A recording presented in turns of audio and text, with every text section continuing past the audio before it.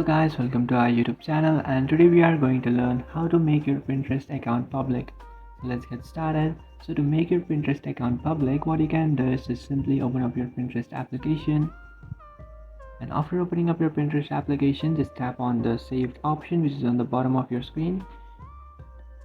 And after tapping on that, now what you can do is just simply tap on the three dotted icon which is on the top right corner of your screen, and then tap on settings.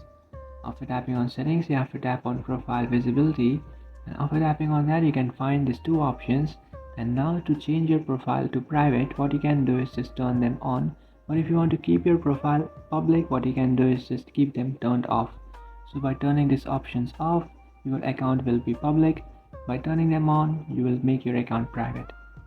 So that's it guys, this is how to make your Pinterest account public. If you find this video helpful, don't forget to like and subscribe to our channel. If you have any doubts, feel free to comment below. Thanks for watching.